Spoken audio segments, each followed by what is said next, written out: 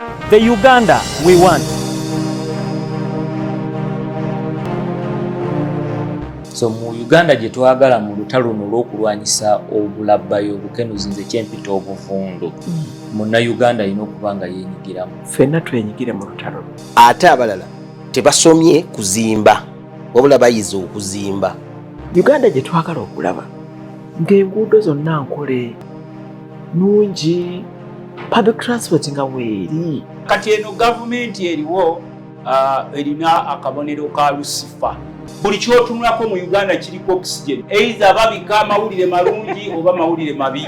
Minisita teyeetaagisa kabangali budde buno zaaki. At this time, why should somebody import furniture from outside Uganda? Let us leave NRM to be in charge for another 36 years or more. I really want to see a Uganda that believes in the rule of law. If you have a constitution in place, follow it to the letter. Don't change laws just because you want them to favor you. Kuba njagala omanye nti obugagga bwonna Uganda bwe yeeyagaliramu buyita waffe ku ttaka lyaffe. Naye busoga mugidibaze. How can a referral hospital refer you to a private clinic? The Uganda we want buli muntu ateekwa okumanya nti I am a stakeholder, nkwatibwako si kwesuulirayo gwa naggamba. Uganda oyinza okukakana nga mwe mulina bagraduates aba university nga bangi okusinga ebungereza. Mwe mufokasinga nnyo ku degree. Eri bo bafokasinga nnyo nti byensomye mbijeemu omulimu n'enkola. We are dreaming of a Uganda where at a young age there is such a relationship between parent and son, parent and daughter, where the daughter can say this is what I want. Uganda gye twagala empya tesobola kubeerawo nga tewali mateeka. Amateeka agakola. The Uganda we want. Once again, I welcome you to the program, The Uganda we want. We are joined by Council Enock Tumwine. He's a partner at Vance Advocates here in Kampala, and he's one of the passionate senior lawyers we have on the planet. Let me use that analogy. And in the first episode, I think he gave you an overview of how our court system works, and you must have learned a lot. And today, let me first welcome him to greet you, and I give you what we are going to eat. Could you greet our viewers, Council? Thank you once again for the opportunity to speak to such a wonderful audience. I'm happy to be here, and I'm really, really happy for this second episode. Someone always complains why we give this program few minutes, and allow me to borrow your word that you used the last time. If you come this side, you'll progressively realize how things are. Then you'll know why we gave this program only this hour in a day. But I hope this hour benefits all of us. And Council, we are talking about the Uganda we want. And since you're so much in this arm, the judicial arm, to know one of the challenges that have been talked about that is facing the judiciary in Uganda, they've been talking about limited resources, they've been talking about corruption, they've been talking about the lack of trust from people to the judiciary. But for me, I always single out the case backlog. According to you, Council, how can we deal with this issue? Every Chief Justice comes in, complains about the case backlog. It is as if the prior Chief Justice was encouraging judges in different courts to pile cases and not work on them. How can we deal with this? My take on this subject of case backlog is a little different. This is what I believe. Cases will always come up. You see, where do we start from? I think cases arise from human interaction in different ways, either physical or business-oriented, or even social. What starts as a love outing ends in court. Hey, you take somebody out on the fancy days. Before you know it, you have wedded. As on the wedding day, you are signing a contract. Or after that contract, 3-4 years, you end up in many other things that have come. So for me, case backlog should be addressed right from the root. You've reminded me of a case recently that was, I think they caught in the western Uganda there. Yes. The man, you know, They promised to marry. They promised to marry. Yes, They yes. promised to marry case. Everything started well. Yeah. Then after, the girl is saying, you are too old, I can't go with you. And this is bound to keep happening because our community is not an island in itself. Mm-hmm. So I think the best way is to create many alternative judicial systems or justice systems that can help us, first of all, resolve these issues right from the ground. Like I've told you in the first episode, we said the LOC courts are existing, but not fully utilized. They would reduce on some of the cases. You go to court and somebody is a chicken thief and is in court. For me, that's where the problem starts from. So we should be very deliberate on how many cases go to court, and only cases that are worth the judicial time should be given judicial time. So when you address that you reduce other things through mechanisms like mediation, alternative dispute resolution, and all that, that would reduce.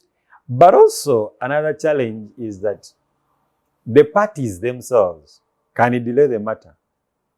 Oh, yes, very correct. I've seen this. You find a lawyer whose strategy is to delay the matter. So today he's not in court. The other day his mother has died. The other day the client has not come. Of course, the judge will always be saying, okay, he's not around, cancel to him. Oh, okay, next year, 2028. Correct. So there are those strategies. You must be able to decipher through what is my opponent's strategy. Is it to delay the matter, or he is intentional about prosecuting this matter? So as an advocate, it's your duty to decipher through right from the start of the matter. So as we create very many court systems, as we create very many courts, we should be able now to address even problems way higher outside the individuals themselves. These days, there is strict supervision on how many cases a judge should put out in a month or what. But justice rushed is also justice denied. Denied, yes. As you over-push judicial officers to complete very many files, they may be motivated by completion of files and skip the fundamentals of actually giving ample time to analyzing facts on file. So this is both a population challenge vis-a-vis the numbers. Yes, the country might be progressively realizing the number of judicial officers, but we can even create alternative dispute resolution mechanisms. We can bring back some matters, especially when it comes to family matters. Before we actually come to court, we can utilize other options before we run to court. When it comes to land disputes, especially in communal systems, these days we have an impasse, I call it an impasse, a big challenge. Every Ugandan now believes they can adjudicate, they can preside over any land dispute because there are so many. Right from the police, when a matter comes up, there is no criminal element, they want to conclude it in the police, yet that is a civil matter. The office of the RDC, the office of the DPP is handling, the office of this one is handling, and some of these things are causing I had the someone problem. saying, yeah, for us, our judge is the RDC. You understand? But if the RDC is now becoming a judge, has he given us the basic fundamentals, the bedrocks of the judicial system? Has he allowed the people to fully investigate this matter, to examine the witnesses, to examine the testimony on file? Does he have the capacity and the competency to actually evaluate evidence as a court? Yeah. You see, so you find an RDC who has made a decision that is way too against the known principles of the law. Now, these are the problems we are having. So, case backlog, it is a problem that is a societal problem that we should address way outside even the court hall building. I must say this, that it is going to be with us. Change as many chief justices as you want, but it is a population issue and the systems we have in place. You find a case in court that is not supposed to be in court. And it is wasting judicial time and judicial resources. So for me, honestly speaking, my take on the case backlog is that the approach we are doing or we are having is totally wrong. Yeah. Counsel, if I hear you very well, you're trying to help us control, or you're helping us to stop these cases piling up. But let me take you back. We already have the cases. Correct. What should we do with these already cases that we have? No, I think for me, like in a criminal system, we can have continuous sessions. We call them as they are having them, but they can increase them. I think we can increase on our targets. There are many retired judicial officers. I mean, what are they doing? They should come on board. They should be given time to come and handle these matters. You find a judge having 200 files. I mean, he's a human being. He'll break down. But you have about 5 judicial officers that have retired. They are seated home enjoying, sipping tea. You understand? Bring them on board. Bring them on board. Once you have a problem, you address it as a problem. But unless you acknowledge that we have a problem, and you find means of doing that, that is one way. You have senior retired legal practitioners, senior legal officers. You understand? You have senior advocates in this town who can be brought on board temporarily to handle some of these matters. So why don't you take that approach? Now, you can have as many mediation weeks as you can in every area, in every district. And you say you have a mediation team that is going to move everywhere handling these matters. That way you will reduce the backlog. That way you will drop the numbers. Because if we give it 1 or 2 years, it will be done. And then we go with your advice. Correct. That you've said that we deal with the population before.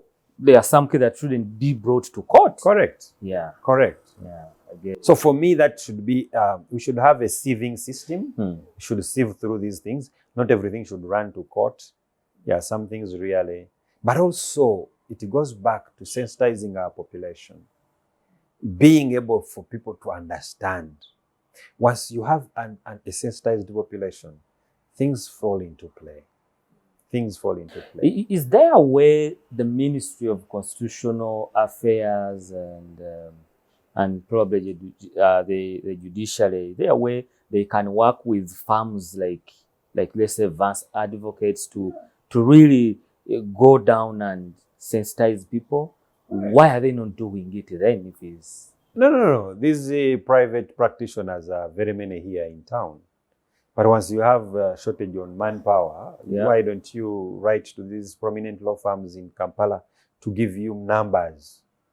You can take them, sensitize the community. You find that somebody who is about to file a case will drop that case after he or she understanding that he's the one in wrong. So for me, you see, the approach matters. If you have a problem, you think that you must approach it as a problem. So yes, we have a problem called case backlog, but I think the major focus has been in hiring many judges, in increasing their performance of the judges. Now, hiring a judge comes with a lot. The judge must have a research assistant who is also an advocate, who is also actually a magistrate as of now. Now, you have very many judges with research assistants who are magistrates. And those magistrates should also actually be helping the community. But now they are doing research for the judge. For the judge. On the one judge. One judge must have a research assistant. He must have a guard or a security personnel. Why? Because he's protected. Why is he protected? Yes, or is she protected? He is handling sensitive matters of the society. You might have sentenced somebody to 15 years who got out a few days ago, and the man is so annoyed. But all that, I think for security, I have no problem. But I'm trying to give you the bigger cost of one judge. There is a driver that he or she must have. He has a car to have. He must have his personal chambers. He must have an open court where he or she is going to sit. Now, that in a sense comes with a huge budget. Now, once the figures are actually, tabled, somebody will tell you, we shall implement that next year. Yeah. Now you stay with the problem. And more come in. And yet, on a daily, you are registering close to 1,000 cases. Yeah. Or even 10,000 cases in the whole country. And meaning each day you take is creating more problem. Yes. So there are many innovations that have come, which I think we can embrace. For example, advocates being able to litigate in their chambers using technology and all that. Just like you have criminals appearing in a criminal session in Iruzira. They come on I saw that on with screen. Yes. And alive Sewanyana. Yes. I can also have a similar approach in my chambers and proceed in a matter in Iruwero when I am not in Iruwero. Court adopts the ECMIS or they adopt the Zoom, and then we conduct a session when I am in my chambers. But you find advocates rushing to Masaka, rushing to Chiboga, rushing to this court. You find a judicial officer rushing to start court at 9. Those are risk factors. The man is driving like a madman on the road. But if the session is going to start at 9 and the man is just connecting this court, court has confirmed, yes, link in, and then the session starts. We have people that are in the UK. We can now get clients that are abroad. But we connect them to Zoom and they follow proceedings. Even advocates, that can be a pilot project. And then you have advocates firms connected to these court link systems. And then you have, so that you don't have a day where a matter is adjourned because the lawyer is not in court.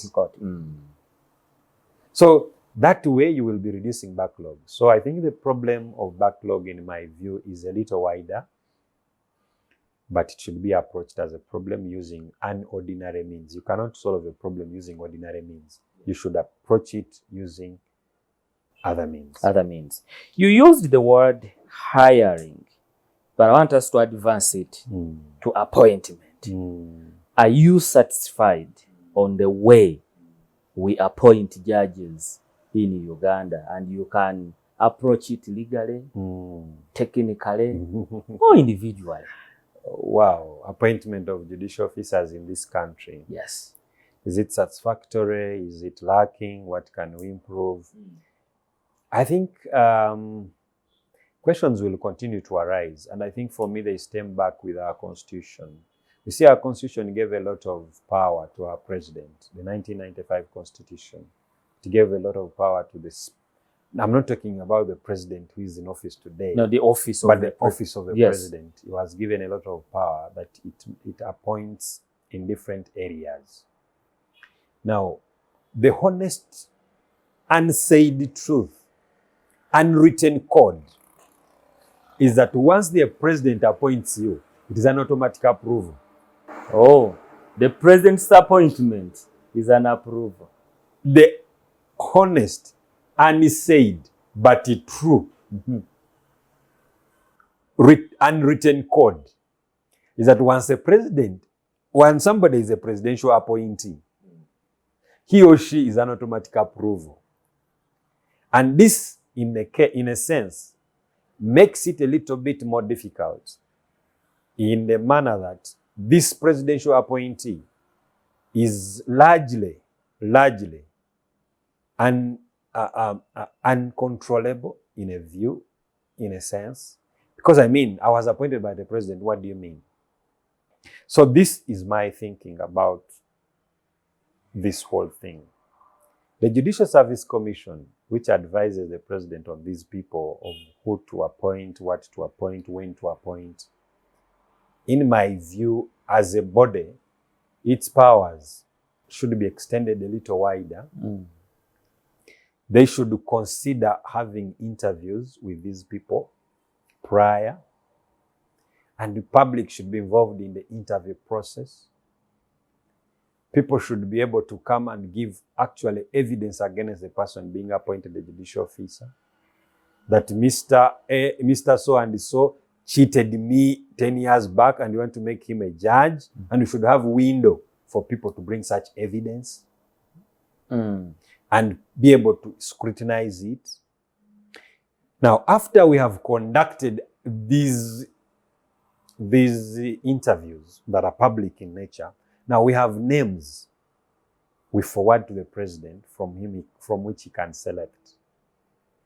In my humble view, that would be a better approach. So you're saying that if we still hold on what the law says, especially in giving the office of the president more powers. Correct.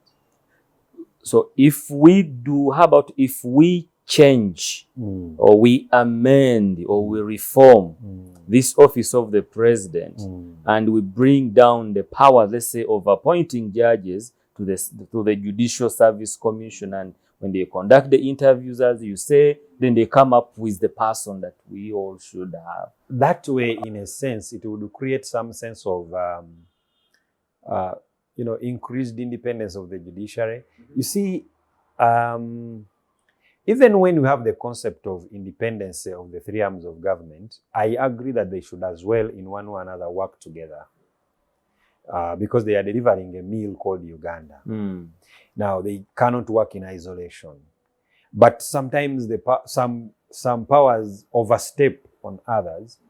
Therefore, we should have a mechanism that checks that overstepping. So the Judicial Service Commission, as is now today, has isolated the public into the process.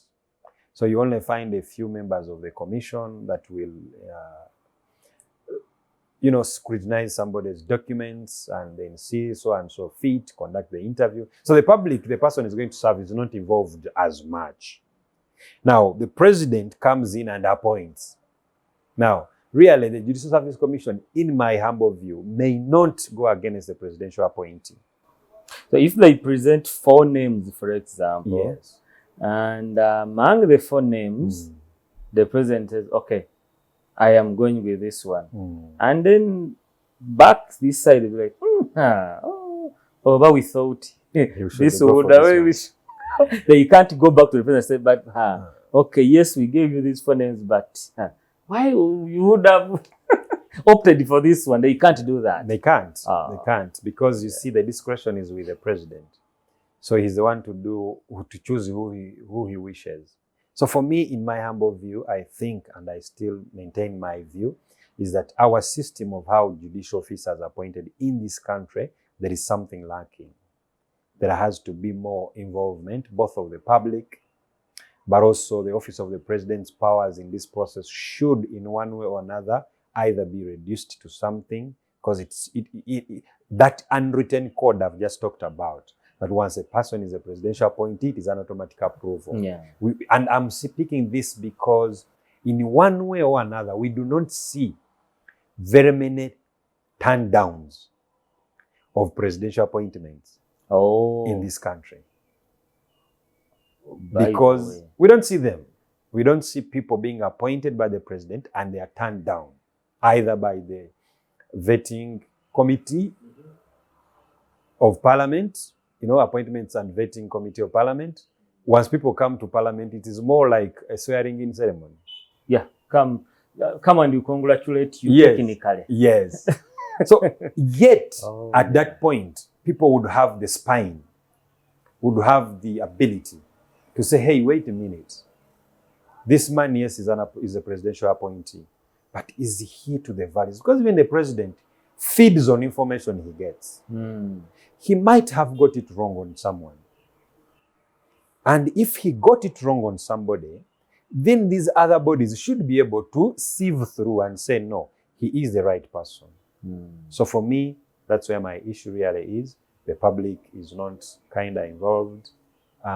But is it serving the purpose? I think it is. It is still helping us to progressively realize the Uganda we want, because it is through these mistakes that we continue learning. It is you learn on job, because even the Judicial Service Commission was not here very many years ago. It just came into play.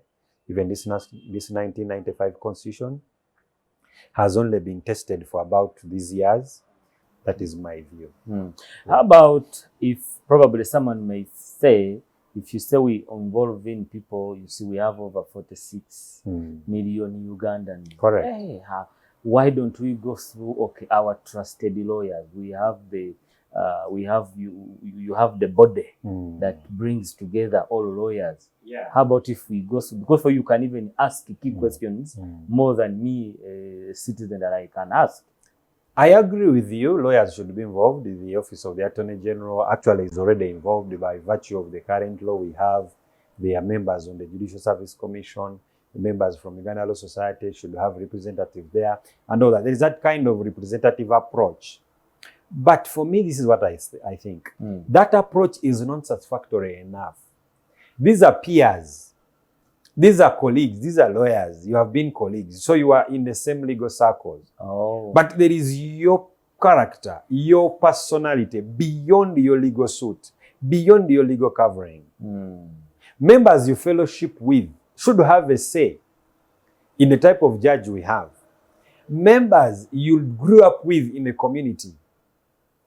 Yes, 45 million Ugandans cannot be involved in the process because anyway, they all don't know you. In any case, you are only known with the village mates you grew up with. You are only known with the areas. Because you see, being a judge or being a judicial officer, it goes beyond merely knowing the law. Your character matters. Your approach to matters. Your philosophy of life matters. When you are making a decision, it's not only the law at play. It is the analysis of things that you have in a court. The emotional approach people have presented to you about these matters. You find the judicial officer coming very late to court. Lawyers have sat there from morning to 10. That is a character issue. It's not about the law, whether he or she knows the law. No, it's about his personal character, that he's very poor at time management. You understand? We cannot get that into an interview room. Because on the day of interview, the man will come as early as he can. But if we have people that know him, they will tell us that man is a perennial late comer. You understand what I'm saying? So these are matters that, in my view, miss out in the process. There is no window to bring that. How you grew up stealing people's things on the village. Theft comes over time, it becomes a habit, it becomes a character, it becomes, you understand? So for me, that part is missing. There is that element that is not coming out correctly. Yeah. Well, before we conclude our episode today, Council, you talked about corruption. And one of the reasons why people don't trust the judicial system in Uganda, people believe a majority of our judges and you lawyers are corrupt. You love corruption. It's a vice. It's now a virus. And when people don't have trust in you and in what you do, I'm speaking of the entire judicial system, then where are we heading and how can we go about that? I think corruption as an issue in this country, at this point, corruption goes beyond what we know. Our society has been eaten up so bad that even in homes, there are corrupt tendencies you can see right from your home. But how then can a mere institution fight corruption in an entire country? Yet, the very people, because you see, for corruption to happen, it takes two to tango. There is somebody giving and somebody receiving. And people think corruption, when we say corruption, they view the money. It's beyond that. When I was a student doing my LLB research, I appreciated that there is a trade that can happen without involvement of money. Which one is that? Please help us. When people are in prison, they have what we call a black market. They trade favors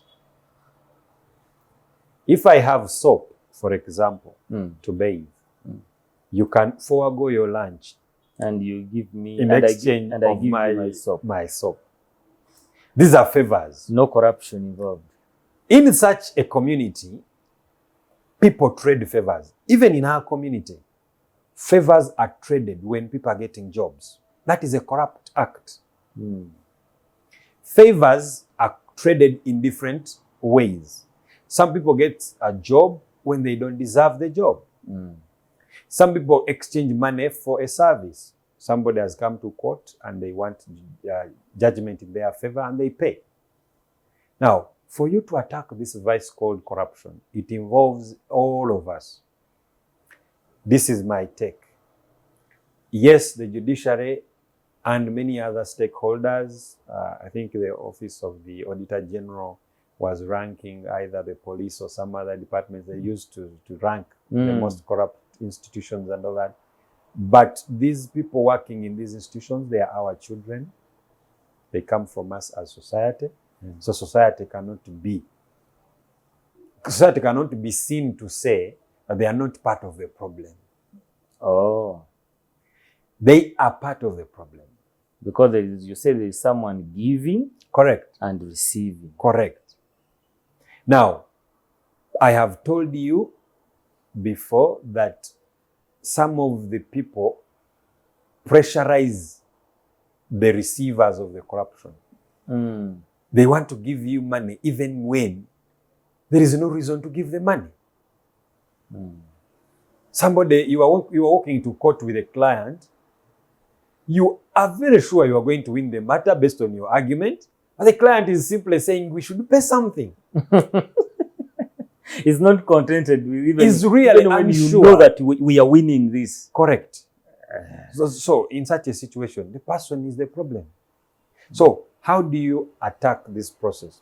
I think use of machine is one of the ways that you can reduce. You try to reduce much human interaction. They have introduced things like Ecmis. Files used to get lost. People would say, "File yo yabula."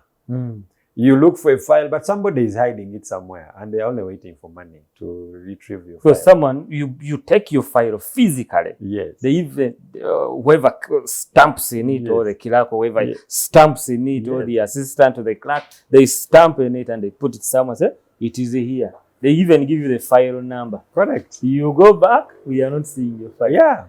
So, but they are trying to evolve. As society evolves, we are adapting new things.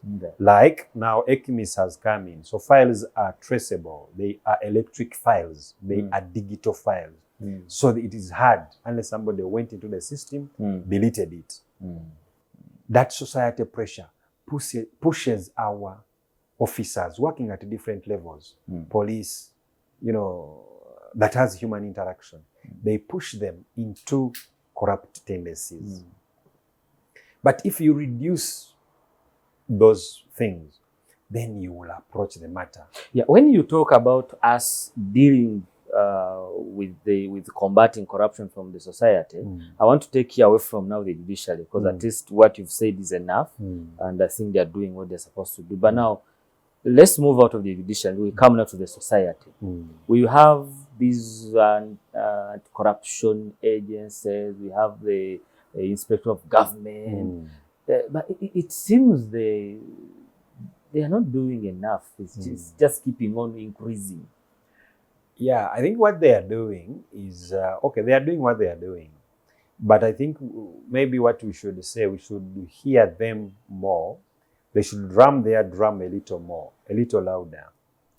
But it, in my view, the approach matters.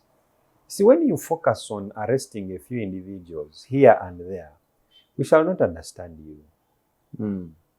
But the best policeman to police the system is an empowered Ugandan. That empowered Ugandan will not go into a bribe at a district level when you are not there, because you can't have officers everywhere. If a policeman stopped me, for example, and he or she wants a bribe, me, I should be empowered more enough to ask him the reason for this money. What is it that I have done? Let the person be the best policeman. Now, what they have rather done is to focus in establishing offices, establishing officers, putting people in different places, not focusing on empowering the very people who should police the money. For me, that's where the mismatch is. Because if you go to district service commission, correct, whoo, people are crying. They are crying. Getting a job from those guys. And they will continue crying because those asking the money and those paying the money have not been empowered enough to tell you, okay, you want 5 million from me to give me the job. Yes. Are you willing to make a receipt for that money? Just asking for a receipt. The man will not ask the money again because then he knows that there is evidence to this money. No, you want what? 5 million? I have it on one condition. Issue a genuine receipt for me. So that in the event you don't give me what I want, I can take you to the next step. No one will keep asking this money. We have seen these things. And you will know you are paying a bribe right from the manner in which the money is being asked. So really, I think my approach to the vice called corruption, yes, we shall keep getting reports from the office of the IGG. We shall keep getting reports from the Auditor General's office. We shall keep getting reports at different levels. But unless we accept the honest truth that this problem is with us, we must address it in a different way. Because we've tried this for some time, of arresting a few individuals to serve as examples. Is the vice going away or it is increasing? In my view, it is increasing. So let us empower the right policeman, who is the very person they are going to ask the money from. That, hey, look here, once the money is asked, be willing to pay upon receipt, be willing to pay upon proper procedures. Let me know what I'm paying for, then the system will be very easy. Yeah. Back then, people used to suffer with getting passports, and I think there are others who are still suffering. Because you would pay about 10 brokers to just reach an officer. But today, the system is online. Yeah. Do everything online, just walk into us. Yeah. There you are reducing it. There you are trying to interact, to reduce it. And I want to assure all Ugandans, there are very many other legal, proper ways of making money in Uganda without involving in illicit trade or illegal trade. There are many opportunities in this country to make to make a lot of money, to use your brain to make a lot of money than doing illegal things. This thing called being a broker is phasing out each other day because all the innovations are coming to phase it out. Yeah. But somebody should find a way. Because in this country, you would find a broker to take you to court. You would find a broker to take you to a lawyer. You would find a broker to take you to... Everything must have about 3-4 brokers. But the point is that let the Ugandan be empowered. That's how the Uganda we want shall come out in a better way. So when you talk about empowering a Ugandan, many of the corrupt Ugandans who end up landing into corruption, they give an excuse. We are poor. I don't have, you see, what would I have done? You see, I had to do this so that I can get something. So as you talk about empowering, but remember the one you want us to empower with confidence, with knowledge, is poor. I think poverty in itself has never defined someone's rights. You know, that is a mindset issue. That once I'm poor, therefore I should compromise on my rights. No. Poverty and the wealth in itself does not give you more rights than mine. You get my point. If I am seated in a room with 5 rich people and I'm the poor person in there, those people do not become more human than I am. They only have access to certain facilities that I may not have, but it doesn't take away the fact that I should enjoy similar rights with them. Now, the trick is here. Those who don't have the money think that those that have the money should help them to achieve what they want. But sometimes even the money they are telling us is not as much as we think. For example, you find somebody who is supposed only to pay 5,000 for a small thing, and he wants a brother who is rich to be the one to do that for them. So for me, first understand what it takes, how much it requires, before you start telling people to come to help you. They will do smaller things for you in the name of helping you, yet it is not true. So money has never been and will not be a reason for anyone to compromise on their rights. That's not my philosophy. Yeah. Well, we've heard it from Council Enock Tumwine. I just want to give him a few minutes to summarize for us the Uganda that he wants to see in a summary. But of course, one thing you didn't talk about is the politics that is everywhere. Everything. Isn't politics affecting the way we run? I was going to say we run our country, but let me say our judiciary handles matters somehow, somewhere. Don't you see some signs or symptoms of politics delaying justice for the Ugandan? My view is that in any society, the political space or the political sphere will always spill over in different aspects because it shapes the way we conduct business. It shapes the way we handle things.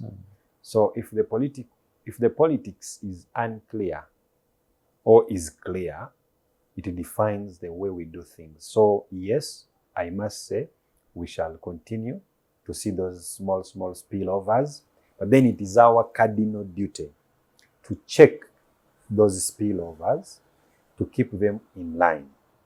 It doesn't mean that we are not going to see them. We shall see them, but then it is our duty to see a spillover and stand against it to do the right thing. That's right. Okay, in summary, which Uganda do you want to see? I want to say that the type of Uganda I want is, in my view, a Uganda that has Ugandans that know what they want, Ugandans who are vigilant, because I believe at that point, that's when proper accountability shall or will be given, because then Ugandans will be asking the right questions and asking them to the right audience. Today we have questions that are asked at the wrong audience. You find an MP being asked of a road. You find a judicial officer being complained of the road transport system in the area. But there is a right forum for that question. There is a right forum for that. You find a person suffering about inheritance issues and is running to police. In my view, if Ugandans are empowered, they will know where to go, what to ask, and when to ask what. That is the Uganda, I believe.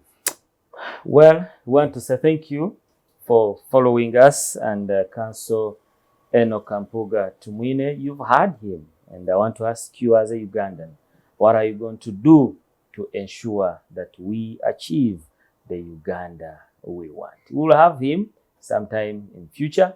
Stay blessed.